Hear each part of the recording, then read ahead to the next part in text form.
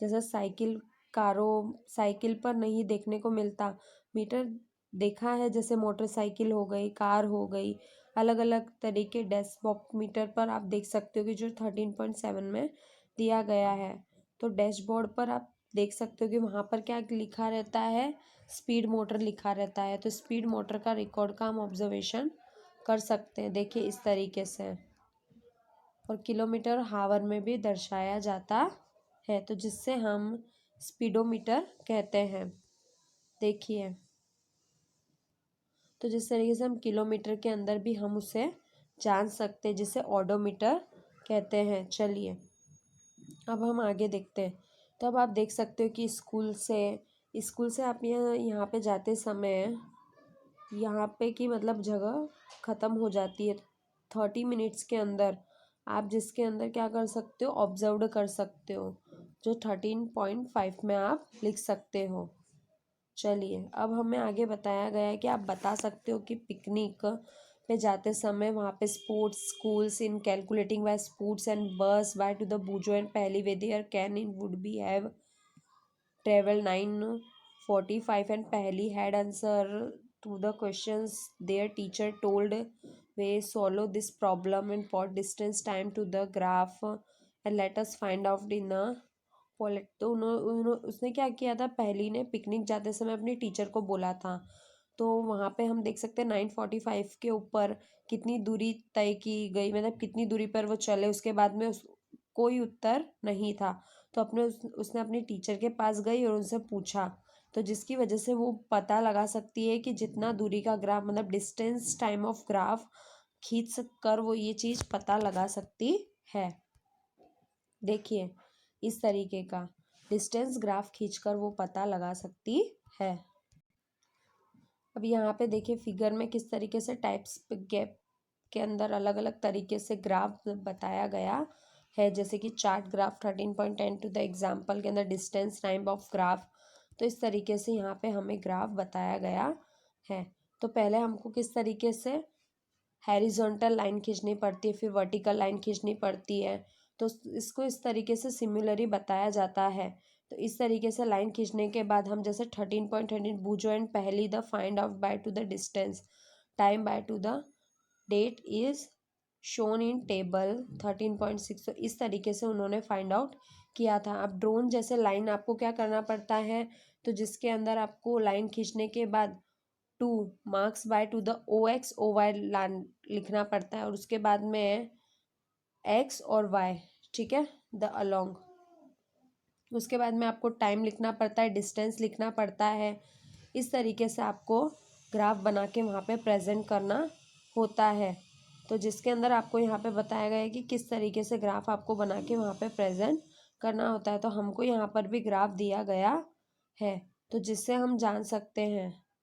तो जिसके अंदर आपको यहाँ पे बताया गया है कि इस तरीके से ग्राफ आप प्रेजेंट कर सकते हो, जिसमें OX OY सबसे पहले वो लिखना पड़ता है और वो लिखने के बाद यहाँ पे हमको मीटर के बारे में बताया गया है। अब उसके बाद में हमको यहाँ पर जो पैमाना बताया जाता है, make value time and distance, ठीक है, तो वो हमें चूज़ करना होता है। तो ओरिजिनल O से स्टार्ट करना पड़ता है। अब आप देख सकते हो कि वहाँ पे टाइम देख सकते हो, उसके बाद मोशंस देख सकते हो, the point by to the value and distance to the recording कर सकते हो 0 से स्टार्ट करके corresponding that set is value in graph, ठीक है। तो आप वहाँ पे minutes distance by to the looking the point by represent the minutes on the x drawing line parallel to y at this point. तो उस तरीके से आप यहाँ पे ग्राफ को बना सकते हो। तो जिसके अंदर हम ये पता लगा सकते हैं कि एक्स और वाई में से कितने मीटर की दूरी उन्होंने तय की थी, कितने मीटर की दूरी पर वो चले थे। तो कौन किस ग्राफ को अलग अलग डॉट कर हम बता सकते हैं, ठीक है। देखिए इस तरीके का ग्राफ बताया गया है। यहाँ पे टाइम बताया गया है, यहाँ पे डिस्टेंस। तो इस तरीके से आप भी ग्राफ रेडी कर सकते हो। चलिए अब आगे देखिए, यहाँ पे बताया गया है टाइम और ग्राफ। तो जिस ग्राफ को हम इस तरीके से, तो आप देख सकते हो कि यहाँ पर हमें पता चल गया है कि एग्जाम्पल में 13.12 के अंदर रिप्रेजेंटेटिव बाय टू द तो डिस्टेंस प्रोसेस और एग्जाम्पल दोनों बताए गए है, तो आप टाइम के हिसाब से भी लिख सकते हो कि 1 किलोमीटर में कितने चले हैं। तो जैसे कंसीडर ऑफ पहेली एंड भूजो, जैसे कि उन्होंने भी ऐसा ही किया था, तो जिसकी वजह से उनको वो जानकारी मिल गई थी कि हाँ इतनी दूरी पर वो चले हैं, तो यहाँ पे उनको बताया गया है। अब देखिए उन्होंने अपनी फ्रेंड्स के द टेकर ना 13.5 लिखा है, उसके बाद में बस के द्वारा, मतलब जो बस की वजह से जो दूरी उन्होंने किलोमीटर तय किया था वो कितना था, 80 था। Dedicating by to the choice and 1 kilometre equal 1 centimetre. तो इस तरीके से 80 centimetre they are not be the possible in to the sheet.